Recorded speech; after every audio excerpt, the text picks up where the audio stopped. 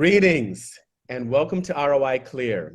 My name is Ray Hightower, and today we are fortunate to have as our guest Mercy Njue. Mercy is the founder and CEO of Botlab, based in Nairobi, Kenya. Botlab offers technology services in three key areas: business intelligence, cybersecurity, and data science. Please join me in welcoming Mercy Njue. Welcome, Mercy. Thank you. All right, so glad to have you here with us. You're on the other side of the planet. For us, it is morning, and for you, it is evening. You have ended your day, so I can ask you about what's going on. You're already through the day. I mentioned during the intro that there are three areas, like from the time that I've known you, when we first met some 5 or 6 years ago in just outside of Nairobi, you were looking at or working on business intelligence, data science, and cybersecurity.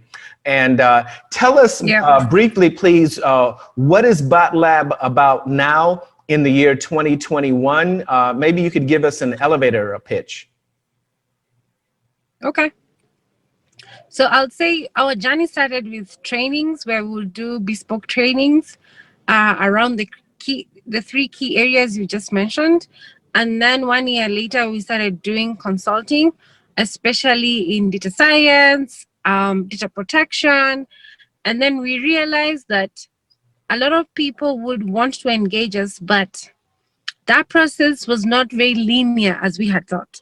So you would find organizations that have data integrity issues. You would find organizations that have system integration issues. You would find organizations that are committed to the uptake of data science, but just not today, maybe in 3 years. So we went back to the drawing board, and for the last 2 years, we would say we've done a lot of SME work, small business work, where we do trainings for them, we do consulting for them. And then I realized that there was a gap. A lot of them were offering services, but they did not understand tech at all. So like I would say one of our clients has, it's like a co-working space, and they have internet for the whole organization and for the people who join in, but they just couldn't maintain the bandwidth. Because when someone is having a virtual call, then it will keep dropping because there's someone else in the room who's watching Netflix. Right. So we started at work they're watching. Yes. Yep. Okay. So we started this service called Internet Boost, where literally we just manage internet and bandwidth for small organizations. So you don't need an IT person to do it. We do it for you remotely. We monitor, and if there are any issues, we engage with the ISPs, because every time they would engage with the ISP, they would not, they'll be told, do X, do Y, but I don't know. They only know how to switch it on and off. Yes. So anything more, someone has to come on board. And when they come on board with now things being digital, most businesses working remotely, they end up suffering a lot. So it was just looking for ways to navigate around all that. At the same time, we realized that most of them had issues with integration of M-Pesa. You know, right now when you pay in any supermarket, some of them, they do an SDK push. Literally, it's just to push a request to your phone. And the only thing you do is to put in a PIN.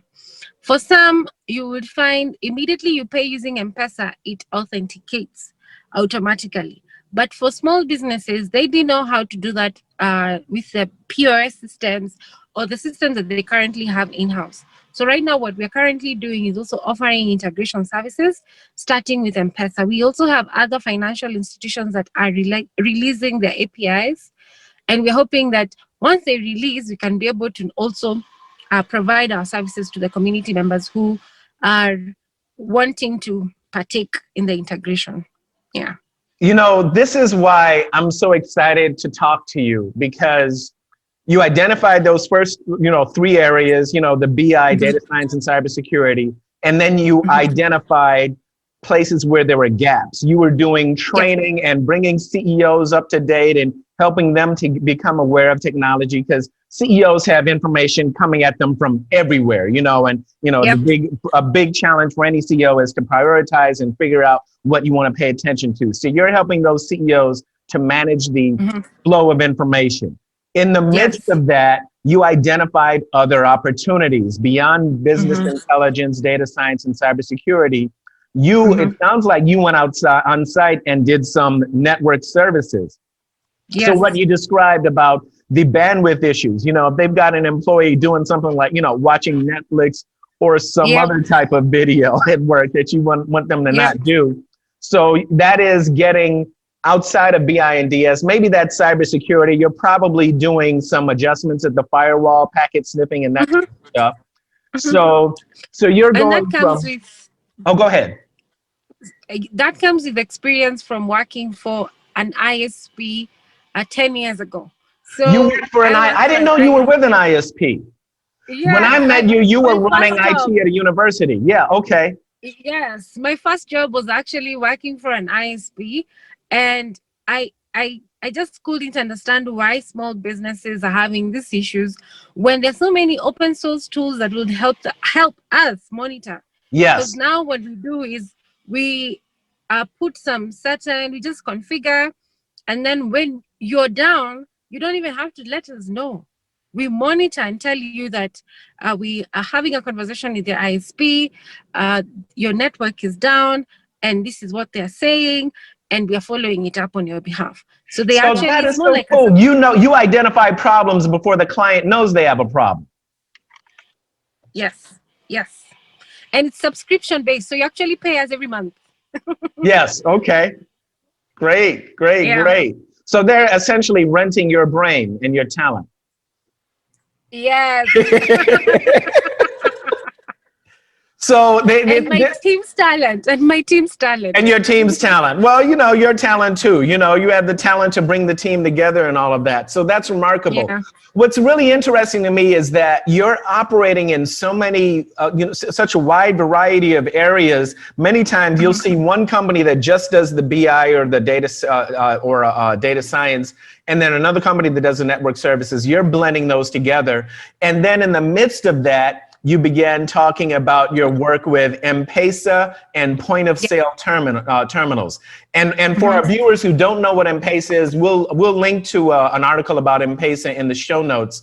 You know what? Can I describe what M-Pesa is? And then you can tell me if you quiz me on this. This will be like a quiz. You can tell me if I'm right. I was first introduced to M-Pesa when I got to Nairobi 6 years ago. What was it, 2015 or so? As soon as I landed at the airport, the first person I met coming off of the plane said, "Hey, is your M-Pesa account set up already?" And I had heard of M-Pesa, but I said, "I just got here. I know I need to get the SIM." So within a day, I got the SIM card so that I could use M-Pesa and pay with it. The phrase that is used in Swahili is "lipa na M-Pesa," which is pay with M-Pesa. And M-Pesa is a mobile payment system that the vast majority of people in Kenya use. And I believe when I was there, I think it was like 40% of Kenya's GDP goes through M-Pesa for buying groceries or buying gasoline for your car or paying your phone bill. I guess you can pay rent with M-Pesa or your mortgage with M-Pesa. Everything. All right, everything. So if I was anything that you want to pay M-Pesa, I'm sure that your clients pay for your services with M-Pesa.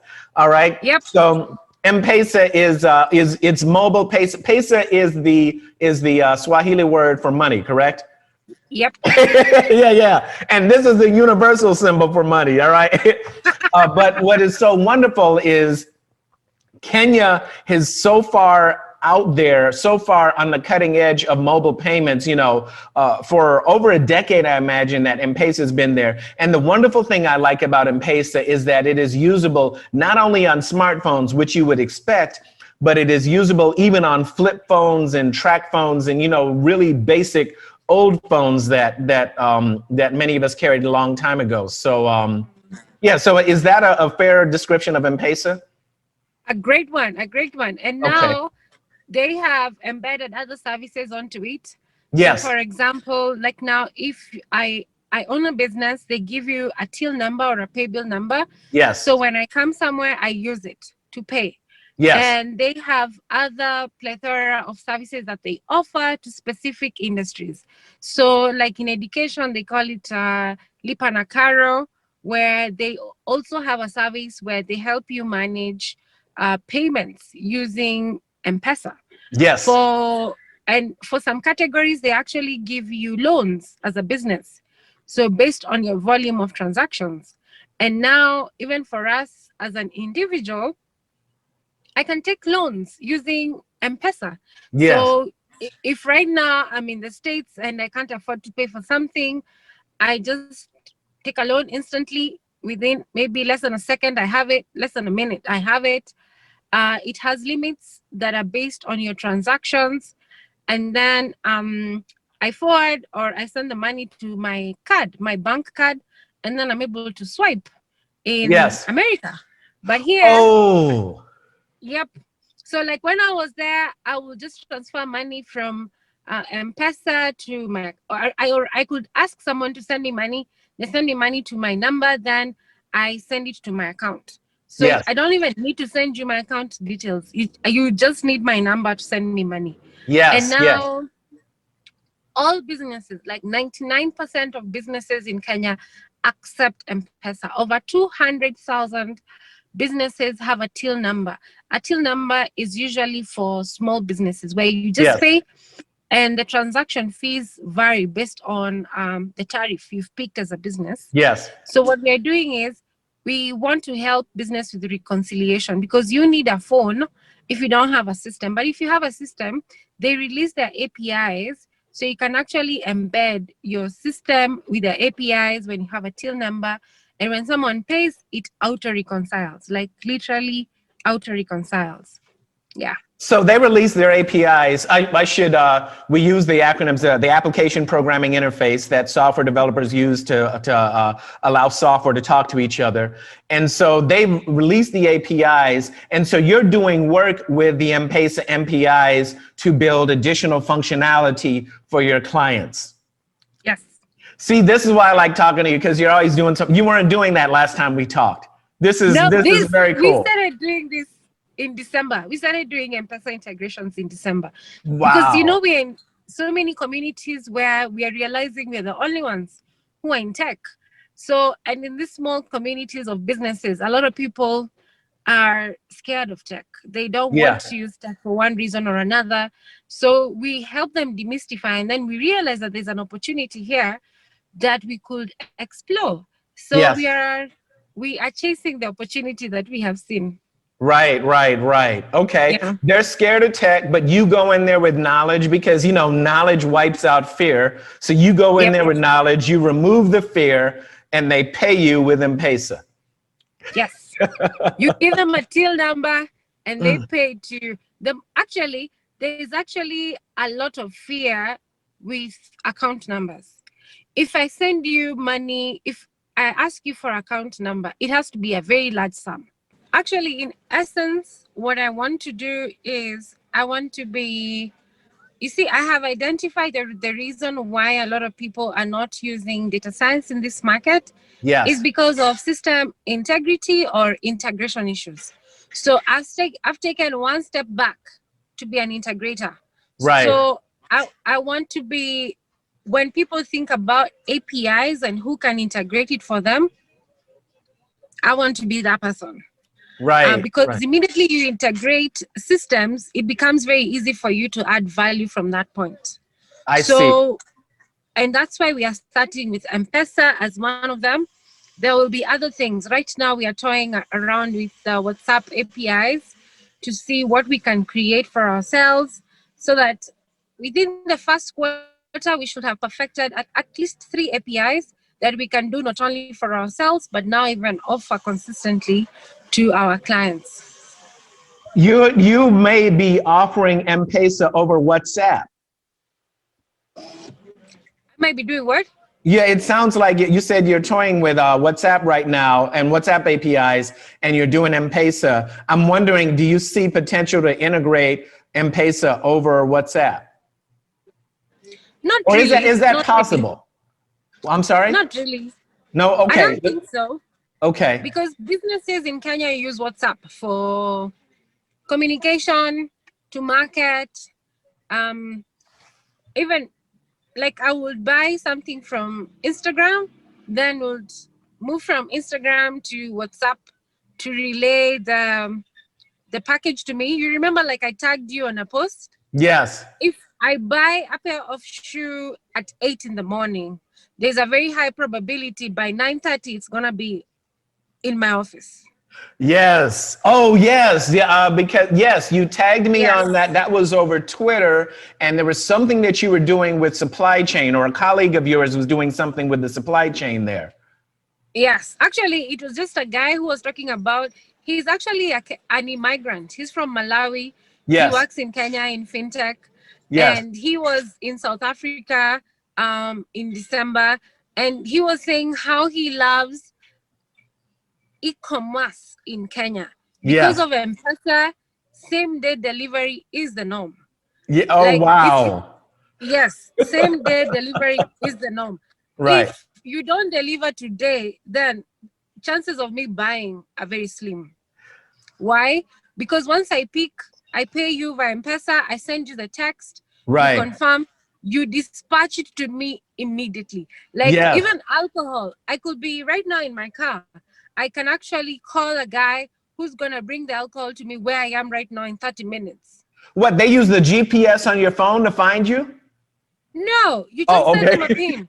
You just send Okay. them a Google pin. You tell Okay. them where they are. Then they call a rider. A rider is someone who rides a motorbike. Yes. Yes. So Okay. yes, so you send that to them, and then they tell you the approximation of where they are and yours and how much it's gonna cost. You're like, yeah, sure. They arrive, you pay them using M-Pesa, and that's it. Like the bags you saw me removing from the car were Yes. delivered today in the office. Oh, Like goodness. yes, like I bought stuff online last night, and by 9 o'clock this morning, they were in the office. See, now you're blowing my mind, and you're making me want to move to Nairobi. So that is remarkable. But you said same day delivery is the norm. It's like, what do you mean you can't get it to me? When I was a kid, you used to send away for something. You'd order something, and this is before the internet. I don't know. I'm a little bit older than you, or I guess a lot older than you. So we would order something, in a magazine or whatever, and in the fine print in the bottom, it would say, expect delivery in 4 to 6 weeks. And you're saying same day delivery is the norm. There's some places in the States where we can get same day delivery. If you're near I happen to live about a mile and a half from an Amazon warehouse. So there's some things I get with same day delivery, but you're saying it's the norm. So if you're not doing same day delivery, you are not competitive in Nairobi. Nope, nope. The only things that we accept over a week or two are things we are shipping from Amazon. So if we Oh, are shipping things from outside the country, we'll allow a week or two. yes, Um, if they're coming by ship, we'll allow 3-4 weeks. But yes, if I'm buying something online, I expect it to be here in less than 12 hours, unless it's at night and right, there's curfew. yes. And if it's alcohol, even some minutes to curfew, you'll still get your alcohol before. Because we know how you young people love your alcohol and your parties and all of that. Yeah, so food, beverages, those ones you can easily get within an hour of calling. Like my favorite joint where I love buying burgers. In 30 minutes after ordering, it's usually in the office. Really? Yep. 30 minutes. Okay. So Yep. that is now, there's so much I want to ask you about that. And I want to make sure that I'm respecting our time and managing our time, because every time we talk, I end up asking you a bunch of stuff about what's going on and all of this. How has that changed? How has the responsiveness in ordering and the supply chain, how has that changed over the past year with COVID and with everything that's happening with the pandemic? How has that, shifted what you're doing with technology and what's happening with the supply chain? I think right now for most institutions, they had not, especially businesses, they had not accepted that they could actually sell things online. Yes. So now most businesses have figured out how to do this online. If I want literally even a COVID test, if I want a COVID test, I just call a specific number, I tell them where I live. I know it's not like America where addresses are everywhere. This is where you tell someone turn left, you'll see a green building, you'll see this shop, maybe it's written this. That's where you'll find me. Yes. So they come to your house, and hospitals never used to do this. They never used to come to people's homes to take tests. Right. But now they do, because they are assured by the time you leave, they will have confirmed that they have been paid. Why? Yeah. Because of mobile money. And then the other thing is you pay to a till number. So you can actually get your receipt in real time because Yes. of the integrations that are happening. And then more businesses have now realized that they can also explore selling online. You see, it's one thing to manage online payments. It's another thing to be very good at selling online. So Right. most businesses have digitized their businesses. So like last year, we held a series of webinars. We were calling them SMEs going online. We were just helping them think through logistics, payments, marketing, placements. And you know, when you're selling online, you realize that Ray is watching, and Ray wants those shoes shipped from Kenya to the States. So you actually get to know who can ship these things for you, how Yeah. much will it cost, and all that. So I would say what we are doing is we are plugging into the system. A lot of businesses have IT systems and they have mobile money. So what we are doing is we are bringing these two together to help them with reconciliations, to make their life easier. See, this is, you're touching M-Pesa for the collection. As you said, mobile money, they have it immediately. So then whoever's sending out a COVID test, they know they're getting paid because they got it through M-Pesa. So, Yep. so that's a payment system. And then there's the supply chain, the location. They have to find the person that they're delivering the COVID test to, or the shoes or whatever goods that they're sending to them. And then there's reconciliation with the bank, because even if they were paid with M-Pesa, you need to make sure that the accounting is right, because let's face it, the tax people need to get paid too, right? So all of that is coming together, and you're touching all of that. Yep. Okay. And I what think we are it's, doing, oh, go ahead.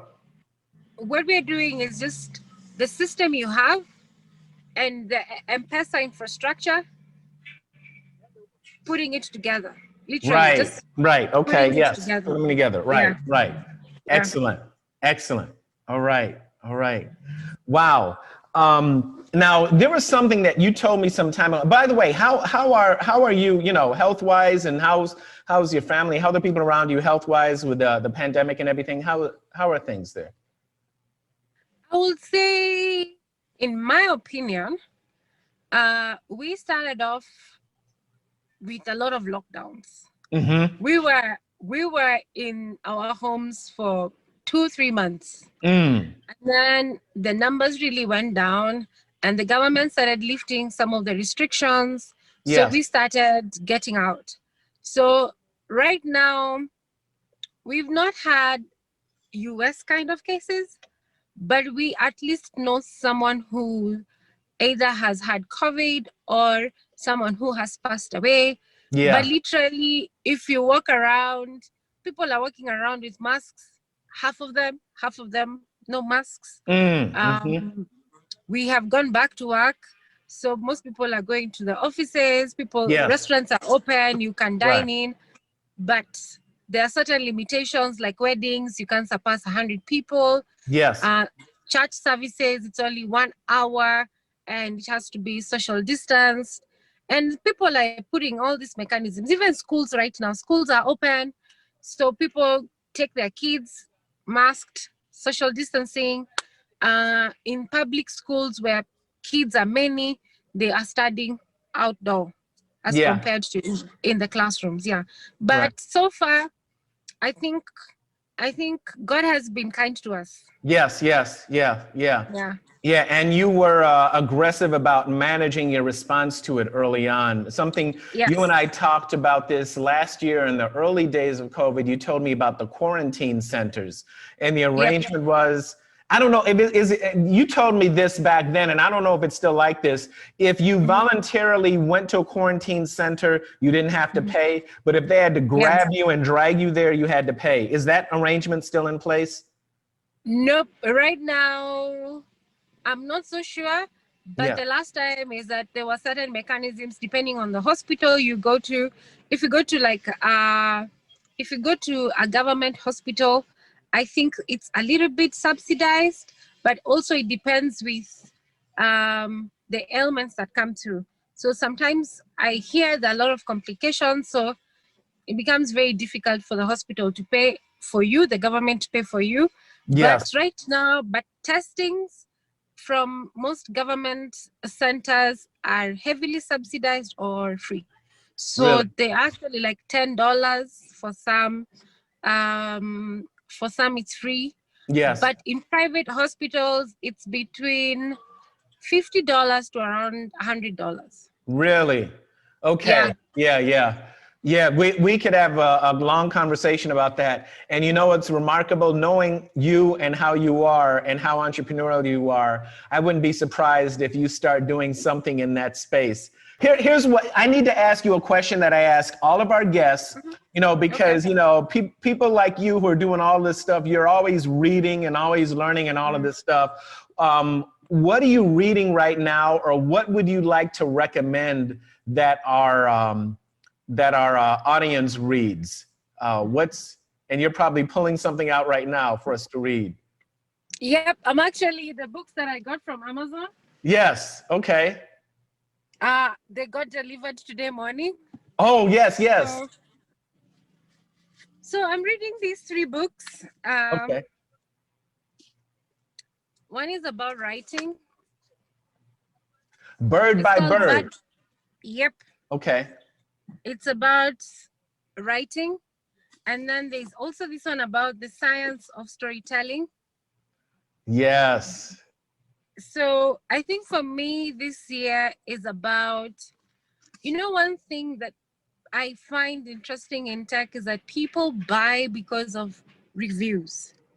People engage in services in tech because your friend or someone who's using a particular service and you liked what they talked about. Yes. So one of the things that we are also doing is we are doing a lot of documentation. So we are helping tech companies build on product documentation. And one of the things that is very close to my heart is customer success stories. How do we communicate this in a way that is human, Yeah. and Yeah. in a way that it's technical but not technical? Okay. When technical people talk about tech stuff, we lose everyone in the room. Yeah. Yeah. But Yes. this Yeah. year, I purposed to actually our first success story for a client went live today. Yeah, went live today. Congratulations. You need to send us a link to that so we can put it in the show notes too, please. I will. Yeah. And it's about how do we tell these stories with a lot of humanity in them. You're using this service because you wanted to solve a particular problem. Yeah. And sometimes we hide the problem because we don't want other people to know that I'm suffering from this problem. Yeah. But Right. who knows? Maybe everyone is suffering from that same problem. Right. Only that maybe if it's packaged well, if people understand that and understood how you gravitated from the problem to the solution, they would applaud you and they'll probably learn from what you've done. So Sure. in essence, most of the books that I am reading this year are tech aligned. Of course, I'm reading Jeff Bezos' books about how he built Amazon and the Jeff Bezos notes. Yes. Just to help see how I'll take my company to the next level, but also at the same time, how do I tell these stories and the stories of the SMEs that we work with, the corporates that we work with, in human form, in such a way Okay. that people can relate to. Yeah. Right. You're communicating through stories, just as in the Bible they used parables. You're using stories and case studies Yes. Yes.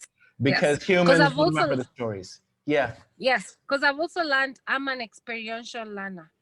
I learn through seeing a case study or seeing an example or someone doing it practical for me to learn. So I've learned that there's a group of people who are like me, who when they go through a certain case study about stuff on this other Yeah. side of the continent, they Yes. might get excited to jumpstart their own journey wherever they Right. are. They might feel confident to partake in the service that is being provided by someone who is on this side of the continent. Yeah. Right. Wonderful. Mercy, it is always a pleasure to talk to you. You're just Thank you. a bundle of energy and knowledge and expertise and just forward thinking and moving. And I always feel upbeat and energized when I have a chance to talk to you. You know, Me too. even on Twitter when we do the, you know, that thing or whatever. So thank you I for know. being with us here. Thank you. Thank you as well for having me.